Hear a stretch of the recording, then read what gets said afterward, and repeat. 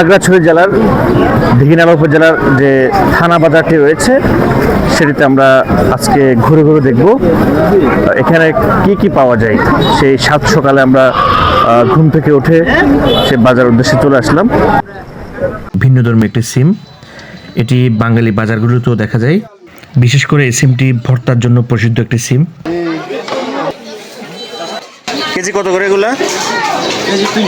ছোট বড় পাহাড় আর উঁচু নিচু আঁকাবাঁকা পাহাড়ি রাস্তা, অপরদিকে সবুজ অরণ্যের কোল ঘেঁষে আদিবাসীদের বৈচিত্র্যপূর্ণ জীবনযাত্রা, যা আপনাকে প্রতিক্ষণে মুগ্ধ করবে।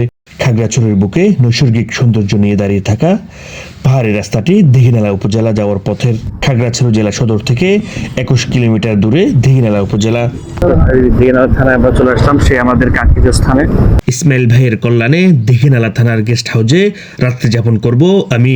পরের দিন ভোর সকালে দীঘিনালা থানা আদিবাসীদের ভ্রাম্যমাণ বাজারটি বসে সেটি দেখানোর চেষ্টা করব। প্রিয় বন্ধুরা, আমি আছি এখন দীঘিনালা থানা বাজার। এটি হচ্ছে খাগড়াছড়ি জেলার দীঘিনালা উপজেলায় অবস্থিত। ভোররাত থেকেই ক্রেতা বিক্রেতার আগমনে মুখরিত হয়ে ওঠে দীঘিনালা থানা বাজার। ভোরের আলো ফুটতেই হাজার হাজার ক্রেতা বিক্রেতার আগমনে ভরপুর হয়ে যায় এই হাট। খোলামেলা জায়গায় বসা দোকানগুলোতে একসঙ্গে দেখা মিলে বিভিন্ন প্রকারের শাকসবজি, ফলমূল ও মানুষের দৈনন্দিন জীবনের সবকিছু। সবজির পাশাপাশি বিভিন্ন প্রকারের শীতের পোশাকের রয়েছে বিশাল সমাহার। পাহাড়ি চালতা একবার শুধু কষ্ট করে লাগাতে পারলেই প্রত্যেক মৌসুমে ফল পাওয়া যায়। লাল পোশাকের টাকা না, পোশাক নাই ওগুলো কিভাবে খাবে? এটা কি দিদি? এটা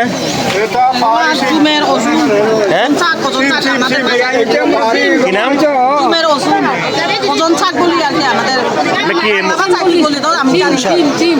এটা আপনার কি এক শাক জাতীয় সবজি? সবজি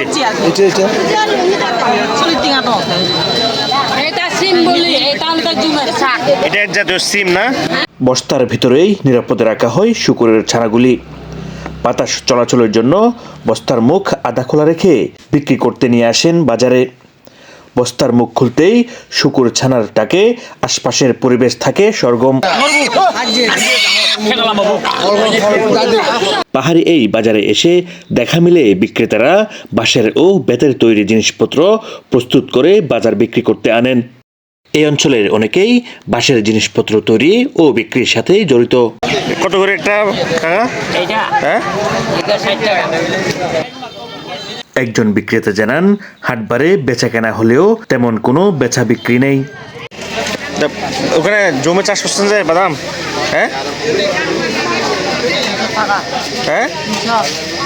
কেজি 300। মহিষের চামড়া পাহাড়ি জনগোষ্ঠীর একটি জনপ্রিয় খাবার। প্রাকৃতিকভাবে জমি চাষ করা পাহাড়ি চাল হাটে বিক্রি করতে আনেন পাহাড়িরা। অন্যান্য সম্প্রদায়ের পাশাপাশি বাঙালি মুসলিম নারীদেরও এই চাউল ক্রয় করতে দেখা যায়। আতিথেয়তার অন্যতম উপাদান হচ্ছে পান সুপারি। যে কোনো অনুষ্ঠানে খাওয়া দাওয়া শেষে পান না হলে যেন আতিথেয়তার কমতি থেকে যায়। এমনকি গ্রামের বাড়িতে বেড়াতে গেলে আপ্যায়নের মতো কিছু না থাকলে পান সুপারি দিয়ে অতিথি আপ্যায়ন করা হয়। এটা কি দিদি? পোড়া পোড়া কেন? এটা কি ঝিনুকের মানে কি আপনার? আচ্ছা আচ্ছা, শুটকি টাইপসে করে বলছে আর কি না? শুটকি কত করে বিক্রি করেন? কেজি 800 না? সপ্তাহের 7 দিন স্থায়ী দোকানগুলো খোলা থাকলেও প্রতি শনিবার ও মঙ্গলবার এখানে পাহাড়ি হাট বসে। কত করে? কত? এটা 1200। বিক্রি কত করবেন? কতটুকু লাগবে? কত বিক্রি করবেন এটা? আপনি যদি নেন 1100 টাকা দিতে হবে। আর এটা ছোটটা? ছোটটা 800 টাকা। দীঘিনালা বাজারটি নানান পদের মাংসের জন্য বিখ্যাত। অন্য মাংসের পাশাপাশি গরুর মাংসও বিক্রি করতে দেখা যায়। একমাত্র এখানেই পাওয়া যায় শুকুরের মাংস। পাশাপাশি খামারের চাষ করা শুকুর, কুচ্চা সহ নানান প্রাণীর মাংস বিক্রি হয়। কত করে বিক্রি করেন এটা? পাওয়া 250 না।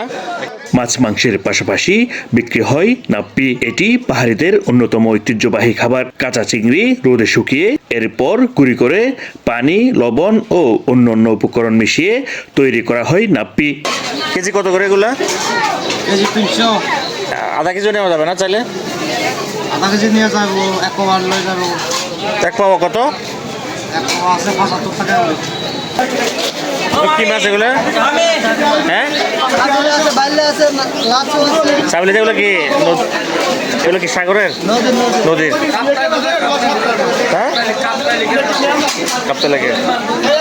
কাপ্তাই লেক হতে আহরণ করা তাজা মাছ পাওয়া যায় বাজার বারে। লেকের চাপিলা, কাচকি, মলা, তেলাপিয়া সহ আরও বিভিন্ন রকমের মাছ রয়েছে এই বাজারে। হ্যাঁ,